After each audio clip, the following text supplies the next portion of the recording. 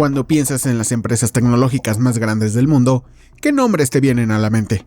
Probablemente Apple, Microsoft, Google, Nvidia, Amazon y Meta, ¿verdad? Bueno, ¿y qué hay de Broadcom? ¿Sabías que Broadcom es actualmente la 9ª empresa tecnológica más grande del mundo? De hecho, cuenta con una capitalización de mercado de 750,000 millones de dólares. Broadcom ha sido una de esas compañías en segundo plano que ha crecido muchísimo más de lo que cualquiera se dio cuenta. Solo echa un vistazo a su gráfico de acciones. Es básicamente un cohete, habiendo crecido 74 veces desde finales de 2009. Para ponerlo en perspectiva, incluso Apple solo ha crecido 32 veces en ese periodo. Y lo mismo ocurre con el resto de las grandes tecnologías. Microsoft solo creció 17 veces, Google 13 veces y Facebook solo 10 veces.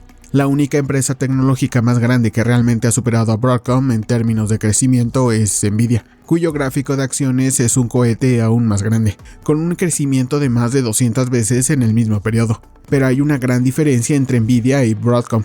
Durante bastante tiempo, Nvidia ha estado involucrada en múltiples industrias muy promocionadas, ya sea minería de criptomonedas, autos autónomos o más recientemente modelos de lenguaje. Apple literalmente creó el iPhone, y Google, Facebook y Microsoft crearon o adquirieron servicios utilizados por miles de millones de personas.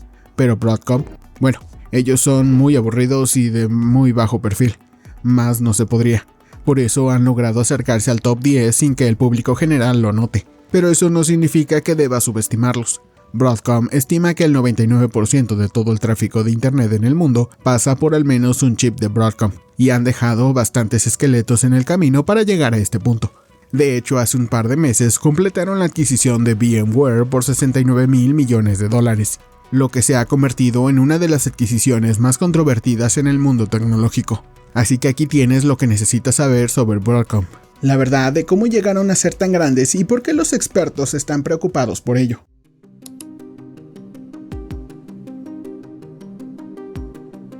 Retrocediendo un poco, Broadcom ha sido algo así como un caballo oscuro dentro de la industria tecnológica desde sus inicios en 1961. Una de las principales razones de esto es que Broadcom nunca fue una especie de startup humilde, querida por sus consumidores en ningún momento. Más bien nació en las sombras y permaneció allí. Broadcom comenzó originalmente como una división dentro de HP en 1961 llamada HP Associates. En 1961, el mundo tecnológico estaba en la prehistoria, pero para ese entonces HP ya era una empresa reconocida, habiendo estado en el negocio desde 1939. Se les conocía por fabricar osciladores de audio de última generación y tecnología de radar que fueron utilizados por Disney y en el ejército de Estados Unidos durante la Segunda Guerra, respectivamente.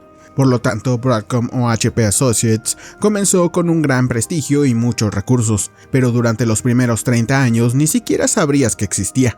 De hecho, la propia página de historia corporativa de Broadcom solo tiene algunos puntos destacados sobre esos primeros 30 años de negocios, que realmente se centran en 3 inventos. El primero fue los LED de arsenurio de galio y fósforo. Estos LED son los que ves en semáforos y grandes letreros de LED. Su segundo invento también estaba relacionado con los LED. Ellos crearon las primeras pantallas de matriz de puntos de LED disponibles comercialmente. Y finalmente, en los años 70, también desarrollaron los primeros transmisores y receptores de fibra óptica. Estos 3 inventores les dieron mucho negocio tras bambalinas, especialmente cuando se combinaban con la reputación de HP. Pero este no es lo que realmente hizo a Broadcom lo que es hoy. Para eso tenemos que avanzar rápidamente a principios de los años 90, en los primeros días de Internet. Mientras todos los capitalistas de riesgo y emprendedores esperaban triunfar en el espacio de Internet, un dúo de profesor y estudiante llamado Henry Samueli y Henry Nicholas en Nucla decidieron vender las herramientas. Si el Internet iba a convertirse en lo siguiente más grande, todos necesitarían una forma de conectarse y acceder a la red. Y esto es precisamente lo que este dúo abordó. Juntos fundaron una empresa privada llamada Broadcom en 1991 y comenzaron a desarrollar circuitos de integración que hicieron posible el Internet. Si alguna vez te has preguntado cómo era posible obtener una conexión a Internet utilizando líneas de televisión por cable, puedes agradecerles a ellos. A diferencia de HP Associates, ellos no tenían realmente una reputación o conexiones. Fue la calidad de su invento lo que hizo todo el trabajo.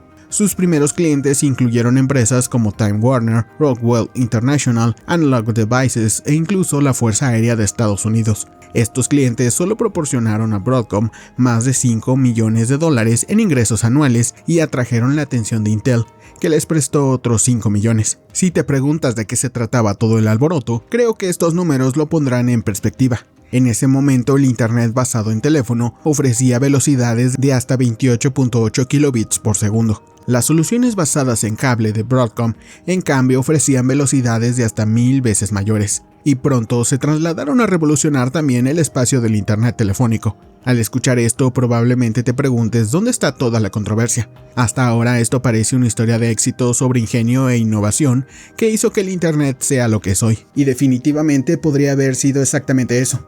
Pero pronto nuestro dúo de profesor y estudiante perderían el rumbo al ver grandes signos de dólar.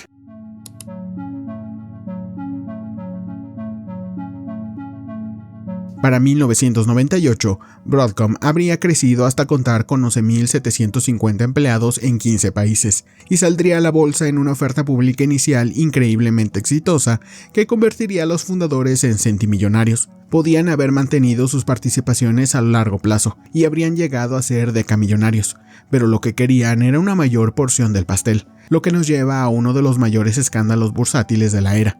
El retroceso de opciones. El retroceso de opciones fue un escándalo muy prevalente a finales de los años 90 y principios de los 2000, e involucró a empresas como Apple, United Health Group, Staples, The Cheesecake Factory, Kiwi Homes, Monster y por supuesto Broadcom. ¿Cómo funcionaban?, te preguntarías. Todo se debía a una regla contable mal implementada en 1972. Esta regla permitía a las empresas evitar revelar la compensación ejecutiva si se otorgaba en forma de opciones sobre acciones. En su momento esto no era un gran problema, ni lo fue en los siguientes 25 años, ya que las opciones sobre acciones no eran tan populares en ese entonces. Pero todo esto cambiaría con el auge de las empresas .com. De repente, se estaban creando fortunas de miles de millones de dólares de la noche a la mañana, esto gracias a la compensación en acciones.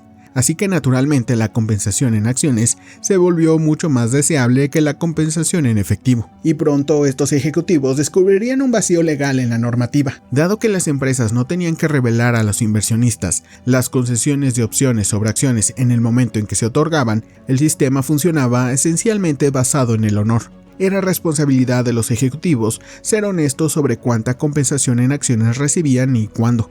Pero digamos que muchos ejecutivos de tecnología no fueron precisamente honestos. Básicamente se asociaban con sus amigos ejecutivos para crear documentos falsos que hacían parecer que todos recibieron un montón de concesiones de acciones hace 5 años, cuando las acciones eran 50 veces más baratas, y ahora los inversionistas debían pagar estas enormes compensaciones mediante la dilución de acciones.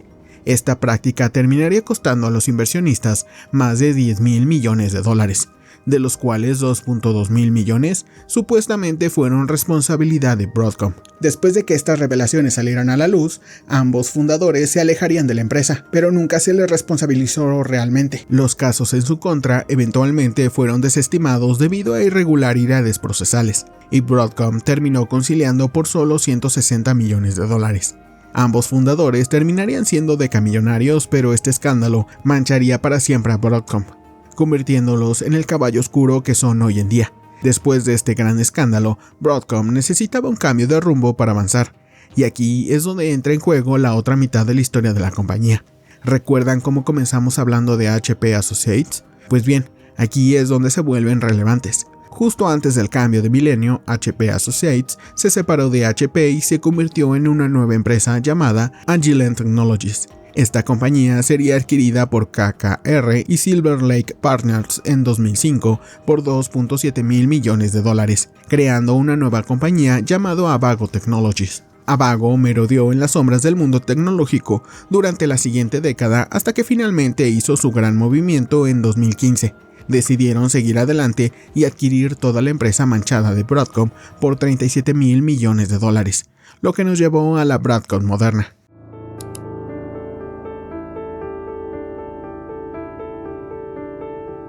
Honestamente no hay mucho que se pueda decir de bueno acerca de la Broadcom moderna, lo cual es una pena. Estos chicos son literalmente responsables de crear la tecnología que hace posible el Internet moderno. pero su comportamiento realmente dificulta apoyarlos. Para empezar, parece que son cazadores de patentes.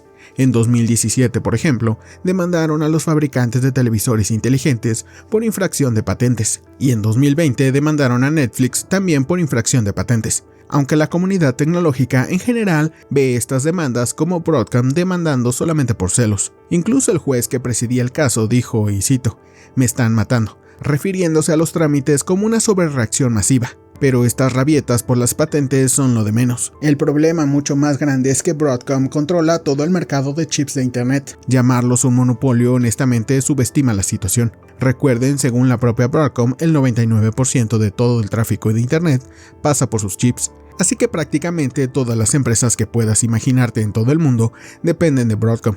Y no me refiero solo a las empresas tecnológicas. Broadcom tiene clientes en la lista Fortune 500 en todas estas industrias. Y digamos que Broadcom es en realidad un proveedor de servicios depredador para estos clientes. Cosas como contratos depredadores, represalias contra clientes no leales, acuerdos de exclusividad y así sucesivamente. Quiero decir, no nos podemos sentir demasiado mal por estos clientes Fortune 500, pero usualmente se dan la vuelta y hacen lo mismo con nosotros. Pero el punto sigue siendo que Broadcom es una fuerza tóxica dentro del mundo tecnológico. Controlan una invención que básicamente todos necesitan y aprovechan esto al máximo. Más recientemente, han buscado expandir su monopolio a sectores adyacentes. En 2017, por ejemplo, intentaron una toma hostil de la fabricante de chips móviles Qualcomm por $105 millones. La única razón por la que este acuerdo no se concretó fue porque el presidente Trump en ese momento lo bloqueó. Pero no es que Broadcom realmente se haya molestado, porque simplemente pasaron a su siguiente objetivo de adquisición. A mediados de 2018, por ejemplo, Broadcom compró SIA Technologies, un gigante de infraestructura tecnológica, por $18.900 millones en efectivo, y entre lo más reciente es que completaron su adquisición de VMware por $69.000 millones. Cada vez que Broadcom completa una adquisición, aseguran propagar su toxicidad, y es por eso que gran parte de la comunidad tecnológica ha aceptado que VMware está básicamente muerto. Es algo muy similar a lo que General Electric hacía en los 80 y 90, pero en lugar de suceder en el mundo industrial, ocurre en el mundo tecnológico. Y honestamente, la única forma en que esto probablemente termine es que Broadcom se vuelva tan grande y tóxica que se derrumbe desde dentro hacia afuera. Hasta entonces, sin embargo, son una fuerza en la que hay que contar y esa es la verdad sobre Broadcom. Alguien más que ha estado invirtiendo mucho en adquisiciones es nada menos que Microsoft. Esto podría terminar saliéndoles mal. Mira este video para saber más. Por el momento te agradezco que hayas llegado al final del video. Mi nombre es Moisés y nos vemos en el siguiente en Lógicamente Aclarado.